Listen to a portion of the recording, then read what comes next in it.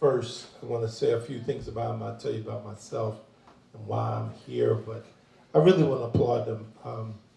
They are what America's about. You need to understand that clearly. They are the first responders. They're the ones that build this country, understand the importance and the significance of small businesses. Them doing this every single day is a challenge. It is not easy. Finding workforce, putting pieces together, you need to understand that at the end of the day, that's how they do what they do. So let me just talk a little bit about me so you understand who I am. Why is somebody inviting a politician, right? Because you have your definitions of a politician. You know, all to get your various views and whatever. But let me explain, which I don't know if Rafiq and them know. He may know. Where is he? He went in the back. Let me explain what I, thank you, Rafiq. Let me explain what I do. I am the vice chair of the Small Business Committee of the United States Congress. That means, what that means is the Small Business Administration is under the jurisdiction of that committee. The chairwoman, she is from New York, the first Puerto Rican ever. Name is Vasquez, she's out of New York. So I'm the vice chair, she's the chairperson.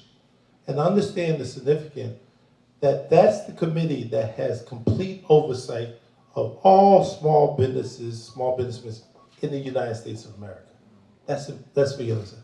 The second committee I'm on, which I was speaking to the young lady, I forgot her name in the back. What's your name again? Patty. Patty does something, that's something else I do, is I'm on the Ways and Means Committee, the oldest committee in the House of Representatives, 230 years old. The first chairman of that committee was from Philadelphia. His name was Thomas Fitzgerald. That committee has oversight over the trade in the United States. For example, trade with Canada, with Mexico, with Africa, Asia. And I was just in Cote d'Ivoire in Africa. I was just there. I was in Bangladesh. I was there. And I was in South America, in Argentina and Brazil, in Central America, Honduras. All of those countries do exchange with the United States. Now, what's perfect about being on the Small Business Committee and the Ways and Means is what I like to talk about more than anything of those, not so much just those committees. I started, and my good friend Jim Roebuck, state rep of the education agency. Jim, raise your hand. Jim Roebuck is the state rep. A lot of people don't know, I don't even know if Rafiq knows this. I started a community development corporation called the Ogans Avenue Corporation. And we renovated and turned Ogans Avenue around, the 7100 block of Ogans Avenue, when people told me it was not possible to happen. And what's interesting, I want to let you know where the education came. The education came right here from West Philly. I was at Wharton, and there was a gentleman, I wasn't going to Wharton, but a small business development center named Bernie Tenenbaum, where I learned a lot about small business. And I learned that small business is an amenity. This is when people buy a house, they make a decision connected to the amenities of a community. They look at what kind of support they have in communities. So when you decide to live wherever you live, you don't just buy the house. You look at the neighborhood. You look at the community. And that's what's happening here. And what you may have accidentally stumbled across, because I hear on Baltimore Avenue, you do some First Fridays, I think that's what they call. You know, when people used to say to me, you do that jazz event in Ogans Avenue, you know, more people knew me about that than being a public. We did the jazz event because the jazz event was a marketing tool. Like the gentleman I met over there from West Oak Lane, he's from West Oak Lane. I'm gonna tell you how much West Oak Lane is so prominent. I went to see Porgy and Bess 2 months ago. The gentleman who's the lead person in Porgy and Bess is from West Oak Lane. His parents, his aunt is from West Oak Lane. So the elevation of the branding is the elevation that is connected to neighborhood development. And all of you entrepreneurs who can then become retailers or become wholesalers or use your social media like the young lady I met there. I said, give me a card. She said, I don't use cards, I use Instagram. That changed from the days when I used to say, give me that business card. Because using Instagram, using Twitter, using Facebook are the mediums of connection. But still get that card. I'm just giving you a little tip on that. Still get that card. Because there's some generation that does not use the social media. And so when I ask you for a card, which I collected cards from people, this is what I do. I take these cards, and they don't make Rolodex anymore, but I take the cards anyway. And I store the cards back in my office. So when I then want to make a referral, I have information to pass on to that person. Now I'm going to give you an example. Anybody ever heard of Paul Bill's Florist? It's on Oakland Avenue. They've been in business for 48 years. He was working for a merchant. He left that merchant 48 years ago, and him and his wife started a florist business.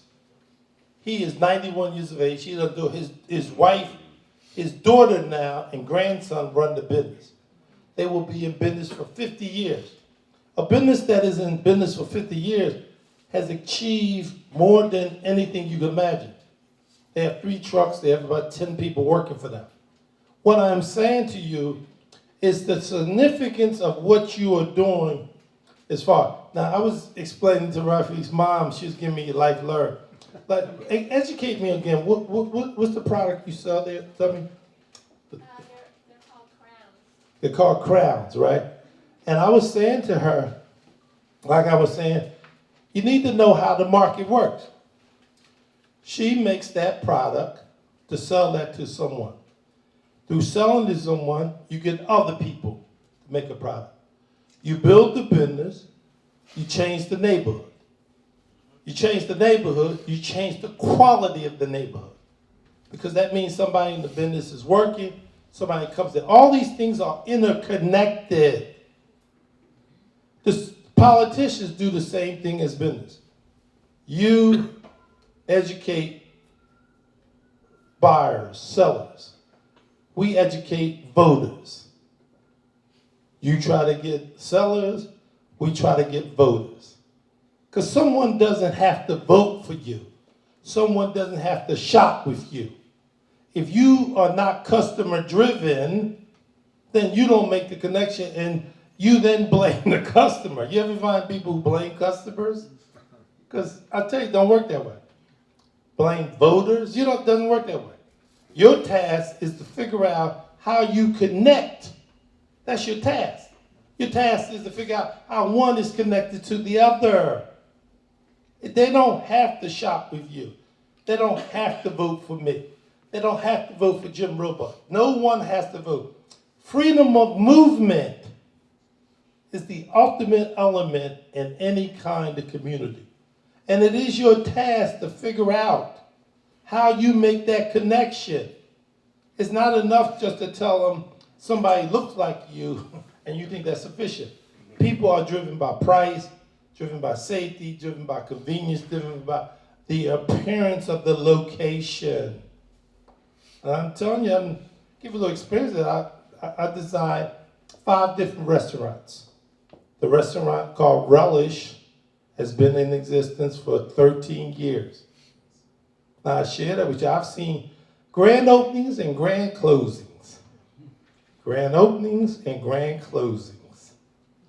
So I share with you, it's not to blame the customer. It doesn't work that way. It works that way.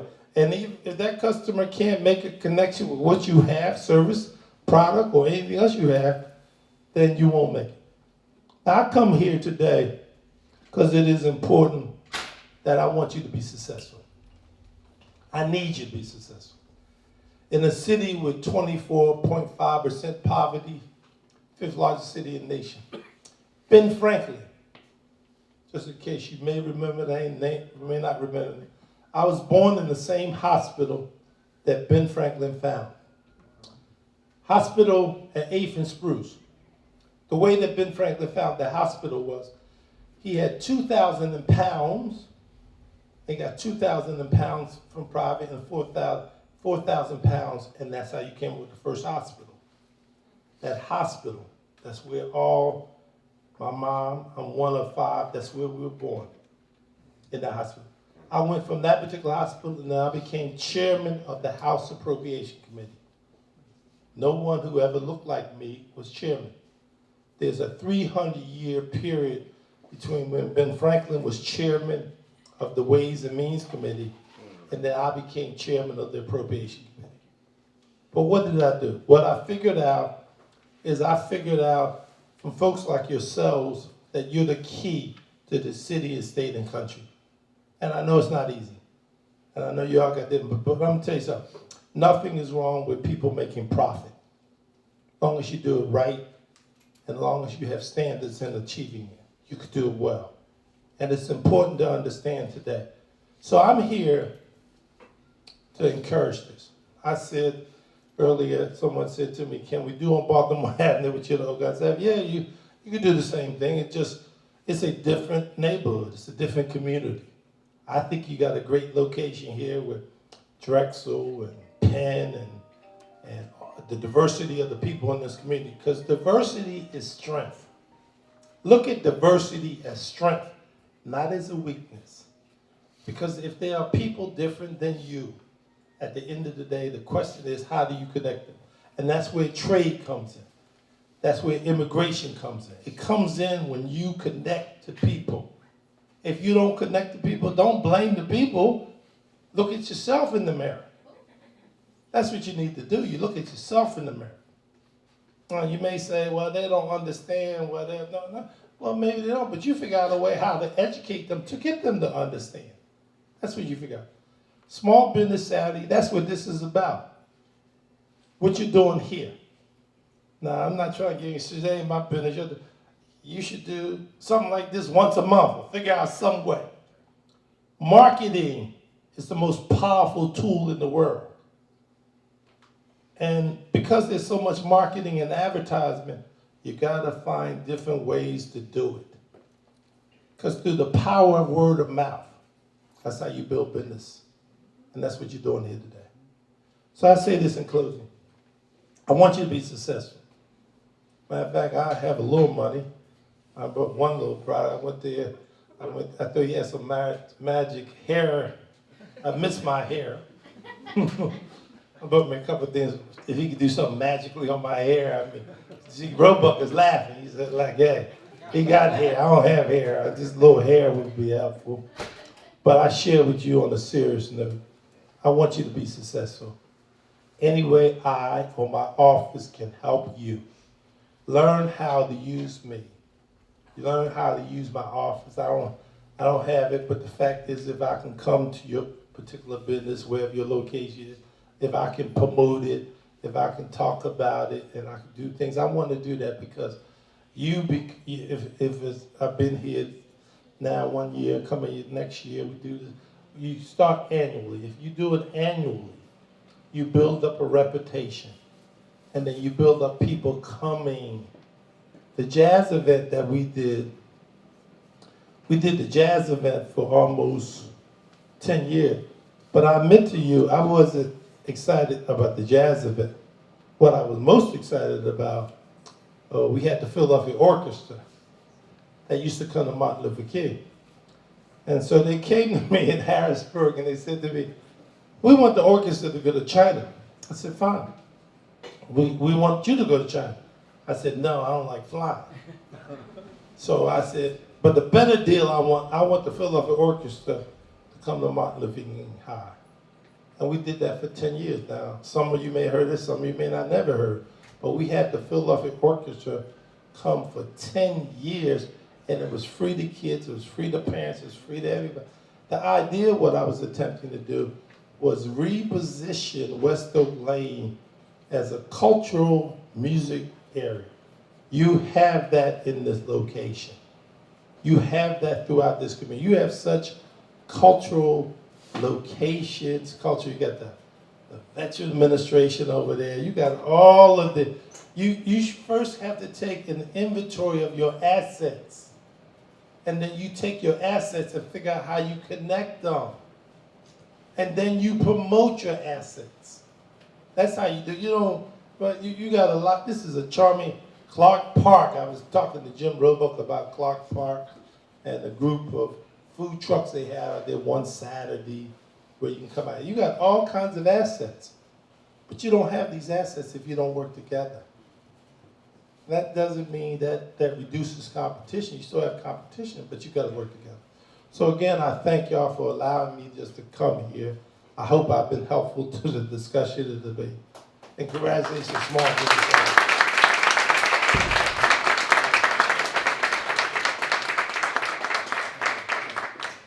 Thank you, everyone.